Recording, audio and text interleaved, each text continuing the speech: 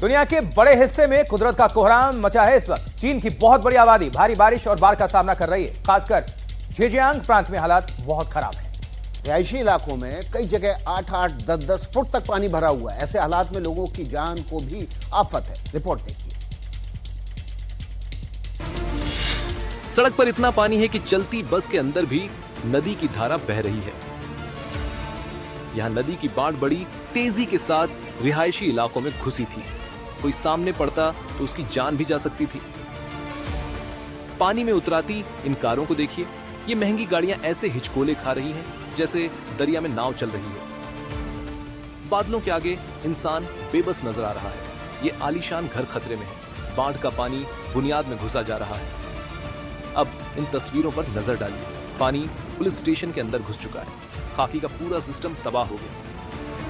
इन मकानों के पास बाढ़ का पानी किसी झरने की तरह बहता दिखा। यहाँ रहने वालों को समझ में नहीं आ रहा कि जाएं तो जाएं कहां। दरिया का उफान देख लीजिए। बाढ़ का पानी अपनी सरहदों को लांघ चुका है। सारे रिहायशी इलाके तरबतर हैं और बादलों का बरसाना थम ही नहीं रहा। पानी अभी और कोहराम मचाएगा।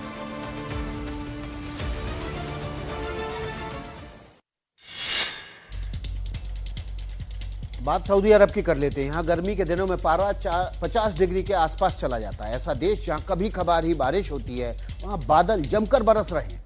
देखिए, असीर प्रांत के कुछ शहरों में मूसलाधार बारिश हुई है, लेकिन कैसा मंजर रहा है आपको दिखाते 1 मिनट के भीतर। जल्दी देखिए।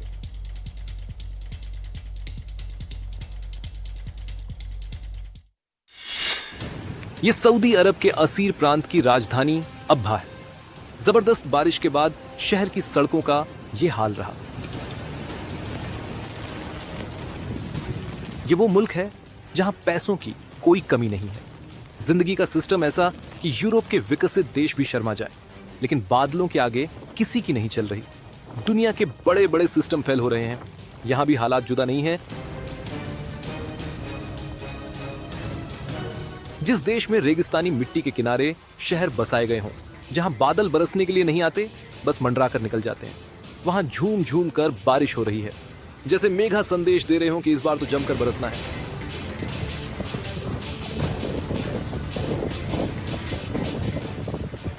थोड़ा परेशानी जरूर हो रही है, लेकिन सऊदी अरब के लोगों के लिए इस बारिश की कीमत भी है। रेगिस्तानी जमीन पर सालों में कभी कुदरत इस तरह मेहरबान होती है।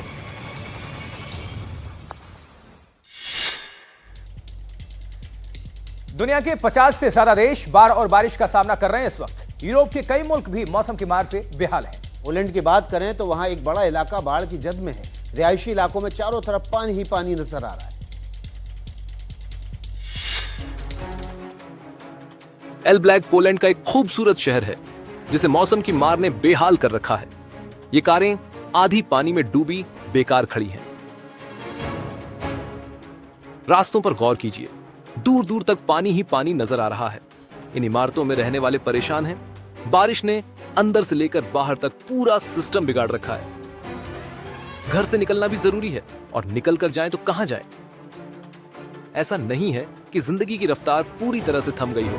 तादाद कम है, लेकिन गाड़ियां आ जा रही हैं। यहां ढेर सारा पानी जमा था। प्रशासन की टीम ड्रेनेज सिस्टम को दुरुस्त करने में जुटी रही। अब इन तस्वीरों को देखिए। हरियाली के बीच ऊंची इमारतें, कितना खूबसूरत सा इलाका, लेकिन घर, सड़क और रास्ते सब डूबे हुए हैं। न जाने कितनी गाड़ियां इसी तरह खड़ी हैं। ऊपर बादलों पर भी गौर कीजिए, बरसने के लिए बिल्कुल बेताब है।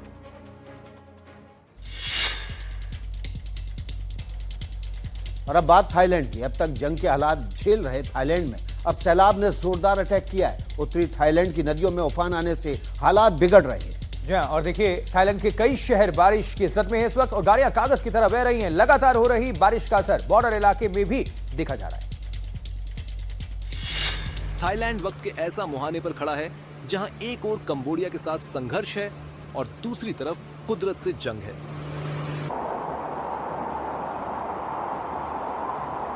थाईलैंड के शहरों में सैलाब का साम्राज्य कायम हो चुका है।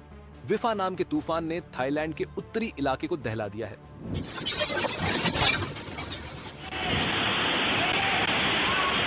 साथ में हो रहे फ्लैश फ्लड और लैंडस्लाइड ने लोगों को मुसीबत और बढ़ा दी है। थाईलैंड के चियांग राई में साई नदी में इतना कोहराम मचा कि शहर की सड़कें और गलियों में पानी भर गया। लोगों के घरों में पानी घुस गया। थाईलैंड के नैन प्रांत से आई इस तस्वीर में इतना पानी है कि ट्रक को भी मंजिल तय करने में परेशानी हो रही है।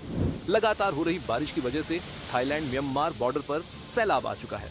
खासकर निचले इलाकों, पहाड़ी ढलानों और नदियों के किनारे बसे गांवों में काफी नुकसान हो रहा है। स्थानीय प्रशासन ने यहां रहने वालों को सुरक्षित जगहों पर जाने की हिदायत दी है।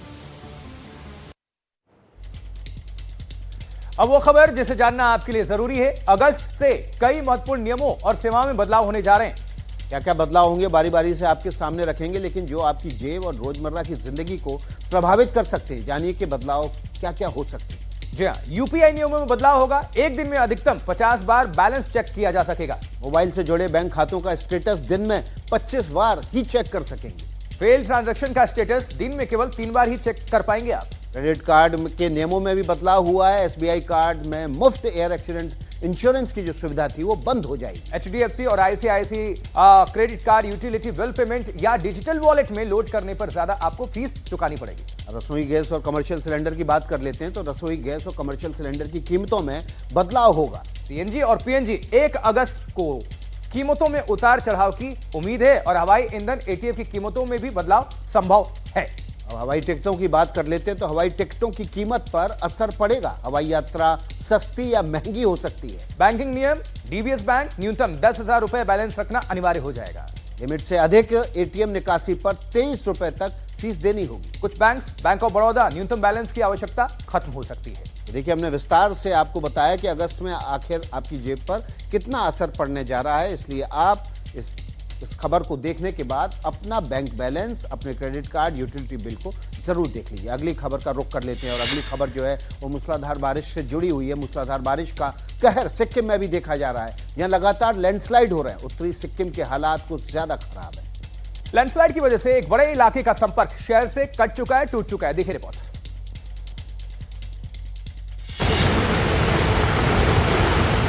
दिल दहलाने वाला ये वीडियो उत्तरी सिक्किम के रामोम तीस्ता इलाके का है, जहां लैंडस्लाइड से हाहाकार मच गया। भूस्खलन की वजह से सड़क संपर्क टूट गया और कई गांवों का संपर्क टूट गया। उत्तरी सिक्किम के मंगन जिले के रामोम, लाचेन और लाचुंग इलाके में मूसलाधार बारिश की वजह से कई जगहों पर भूस्खलन हुआ है। लैंडस्लाइड के साथ साथ बारिश की वजह से तीस्ता नदी जल स्तर खतरनाक स्तर तक बढ़ चुका है, जिससे एनएच टर्न्स पर पानी भर गया। लगातार हो रही बारिश की वजह से सरकार ने पर्यटकों को यात्रा से बचने की सलाह दी है। सिक्किम के मंगन जिले में रेड अलर्ट है। इसके अलावा गैंगटॉक, नामची, सोरेंग जिलों के लिए ऑरेंज अलर्ट जारी किया गया है।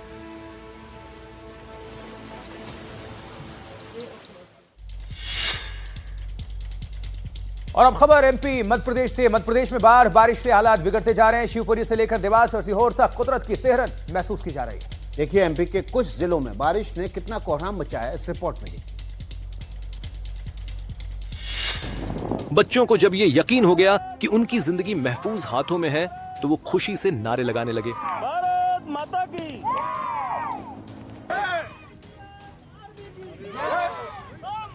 शिवपुरी जिले के कोलारस के पचावली गांव में 30 बच्चे स्कूल बस से घर लौट रहे थे और सैलाब में फंस गए, जिसके बाद उन्हें किसी तरह सरपंच के घर पहुंचाया गया। उसके बाद भारतीय सेना, एसडीआरएफ और स्थानीय प्रशासन ने ऑपरेशन शुरू किया और इन बच्चों को 30 घंटे बाद रेस्क्यू किया गया। इस तरह की तस्वीरें विदिशा से आईं, जहां घरों में फंसे लोगों को होमगार्ड और एसडीआरएफ की टीम ने बचाया। यहां 90 से ज्यादा लोगों की जान बचाई गई। मध्य प्रदेश के देवास और सीहोर जिले की सीमा पर काकेड़ी नदी में इतना उफान आया कि नदी पर बना पुल बाढ़ में डूब गया, जिसके बाद स्थानीय लोग नाव और रस्सी के सहारे नदी पार करने को मजबूर हैं।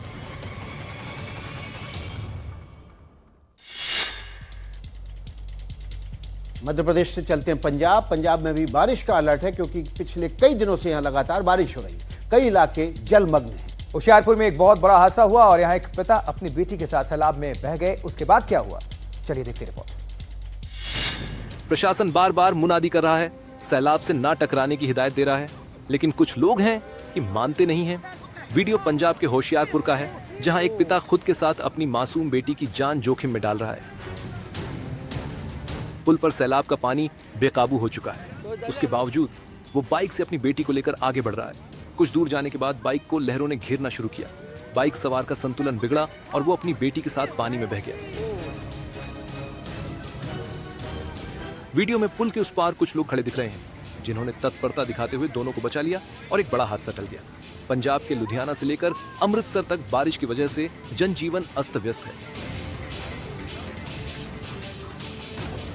मौसम विभाग ने पंजाब के लिए भारी बारिश का अलर्ट जारी किया है। हिमाचल प्रदेश और उत्तराखंड से आने वाली नदियों में मचे उफान की वजह से पंजाब के निचले इलाकों में बाढ़ का खतरा बना हुआ है।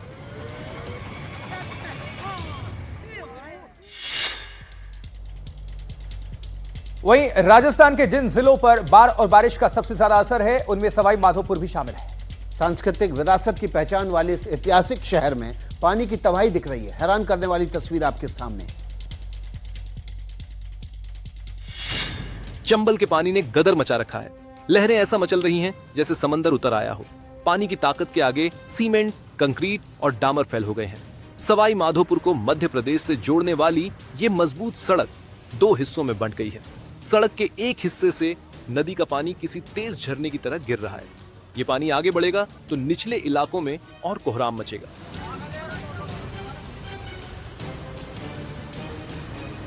दो हिस्सों में बटी ये सड़क दोनों ओर आने जाने वालों को मायूस कर रही है। अब आवाजाही तो बरसात के बाद ही शुरू हो जाएगी। लेकिन यहाँ खतरों के खिलाड़ी भी हैं। जान की बाजी लगाने पर आमादा है। दरकलई जमीन के सहारे कुछ इस तरह इस पार से उस पार जा रहे हैं। तस्वीरें और भी हैं। सवाई माधोपुर रेलवे जंक्शन का हाल भी देख लीजिए। पटरियां नजर ही नहीं आ रही हैं और ट्रेन आ भी गई तो मुसाफिर चढ़ेंगे कैसे।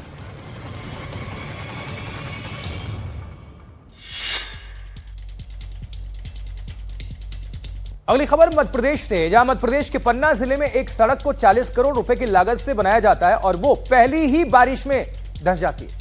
देखिए, 40 करोड़ रुपए कोई छोटी मोटी रकम नहीं है। जनता की मेहनत की कमाई है जो भ्रष्टाचार में डूब रही है। 40 करोड़ की सड़क का जरा हाल तो देखिए। विकास पहली ही बरसात में धंस गया। जनता की गाड़ी कमाई मिट्टी में मिल गई। NH-39 और NH-943 को कनेक्ट करने के लिए बनाई गई थी। हैरान हो जाएंगे आप जानकर कि इस रास्ते का निर्माण सिर्फ 3 महीने पहले किया गया था।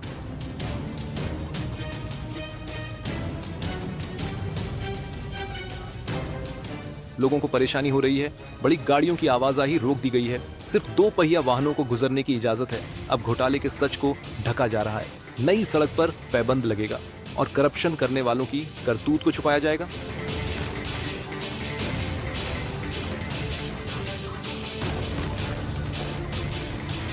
ऐसी नजीरें सिर्फ मध्य प्रदेश में नहीं है। देश भर से भ्रष्टाचार की ऐसी तस्वीरें सामने आती हैं और विकास की डुगडुगी बजाने वालों की कलई खोल कर रख देती हैं।